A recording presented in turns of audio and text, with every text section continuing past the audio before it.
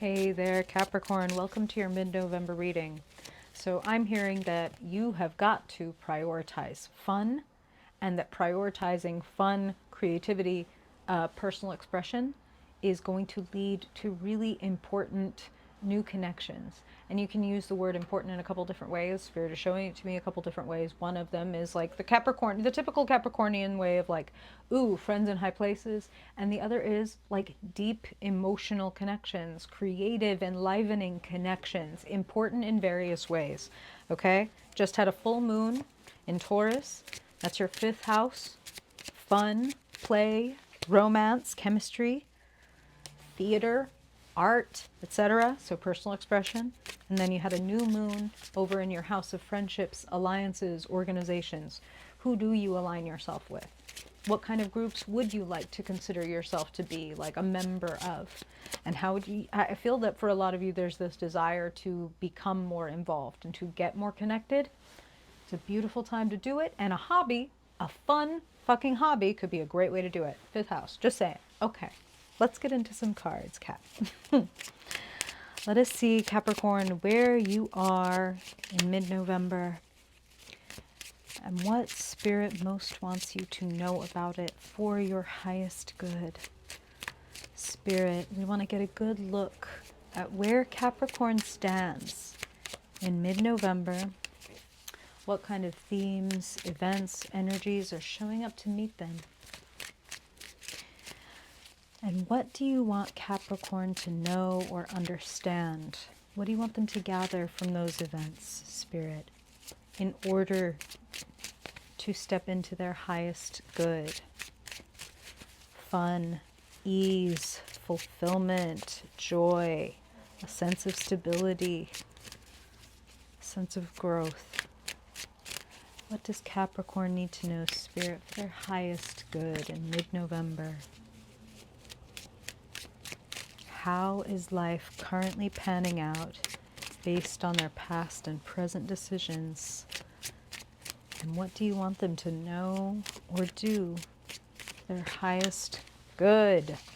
Best month possible, Spirit. That's always the game.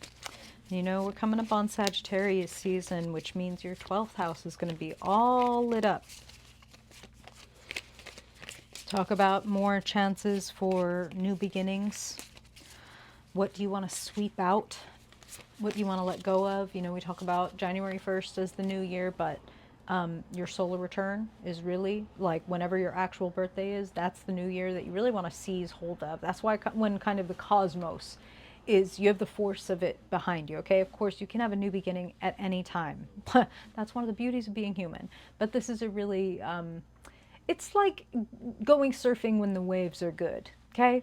Like, just saying.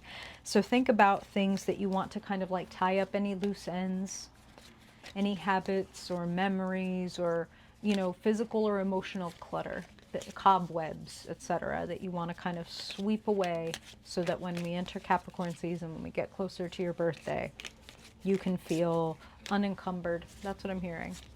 Okay. Thank you. Capricorn. Whew. Okay. Hey, come on now. Very Capricorn vibes. Extremely Capricorn vibes. Continuously. Oh, good. Love that. Okay. Clarity. You're going to be gaining some clarity, and you're going to be also gaining a sense of how much you have. How much you have to offer, how much you have in your life to be grateful for. That's something else that I'm really hearing. Okay, so you're coming through as the Emperor Capricorn. You very Capricorn vibes. It's not the Capricorn card, but the Emperor is the boss. The Emperor makes the rules. The Emperor is at the top of their game, and if they don't know how to do something, they will figure it out. So I'm seeing you in control. This is also reminding me of the fact that you're going to be having a full moon over in that sixth house, your house of organization and health and habits, routines. So getting yourself in order feels really good, in particular in the back half of November. It could probably also help with a little bit of any stress or anxiety you're feeling. Two of Swords. a little bit of fearfulness to make a decision, a little bit of tying yourself up, you know, putting the blindfold on yourself and then holding your swords up like this, like too much information, I can't even take in anymore. There's also a little bit of this, you might be discounting your feelings in the situation, and that would be a mistake. You notice in the Two of Swords, she's got her back turned to the ocean. And so you might be trying to calculate things in a strictly like logical or pragmatic way. And as helpful as that can be, Emperor, leaving out your feelings leaves out a whole element. And when you leave out an element, you're never going to get the right answer to the equation because you're not plugging in all of the factors. Do you know what I'm saying? So it's like, yes, you might really, that job might look really good on paper, but when you do that kind of work, you feel like shit. Or, yes, I know that I need to change this habit, but there's a lot of reasons why I could tell myself that it's not that important right now or whatever. But if I tune into what I'm feeling, if I really actually pull off the blindfold, stop trying to logic myself or, you know, analyze my emotions out of it, that actually gives me access to all of this power. You know, think about how water powers, you know, you ever seen like a watermill? Forgive me right now, the word is escaping me, but I can see it in my mind, and it used to provide electric power back in the day. And that's what Spirit is showing me. So emotions move us. And when we try to freeze out our emotions because we think that that means we're being really logical or really, you know, oh, I'm not going to be silly and emotional about this. Like, well, okay, bro, enjoy making all your life decisions without factoring in how things make you feel.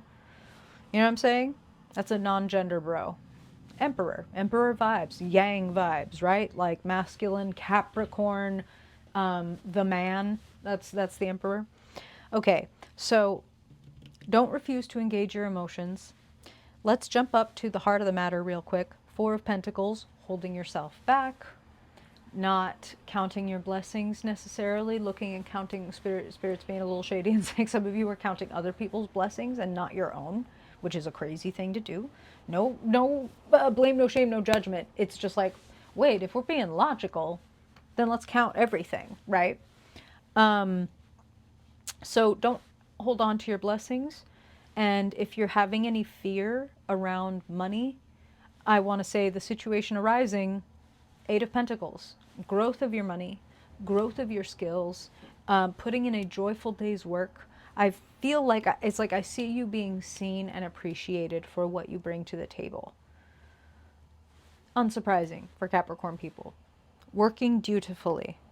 Perhaps some of you might be like overworking to avoid your emotions. And for those of you for whom that resonates, I would just say, give the same advice of like, hey, why don't we turn around and look at why we don't want to go home or whatever. Let's turn around and look at it. Okay, sitting in the short-term future, Seven of Cups. For those of you that feel like your future is set in stone, the opposite is true, but you have to engage with your cups, with your water, with your desires. Yes, it's scary. Yes, it's risky. And fifth house full moon. It's time to be bold. It's time to do things that you desire to do. It's time to embrace dreaming and wishing and going for things instead of holding yourself back and being in a state of, you know, Four of Pentacles kind of self-protection. Don't be a miser with your gifts. Share them with us. We would love to have them. The world needs your enrichment. Let me just say that. Let me just say that. You have a lot of options, and if you get in touch with your feelings, it'll make your actual options clearer. Speaking of clarity, long-term future, Ace of Swords, a new beginning, cutting through the bullshit. That was a funny time to hear a really loud honk. The Emperor and the Ace of Swords go really nicely together. One can easily picture the Emperor wielding an Ace of Swords to say, this is how it is. And this is what I'm going to do from now on. And this is where I draw the line. Clearing things out. Clarifying, again, your own tendency to hold back or hold in. and discovering that actually when you let yourself be your full self, a lot more opportunities and options become available to you, and it becomes easier to say, this is what I want. Oh, this. Love going from a Two of Swords to an Ace of Swords. That's a fantastic transformation. Oh, what am I carrying this around for? This is what I want.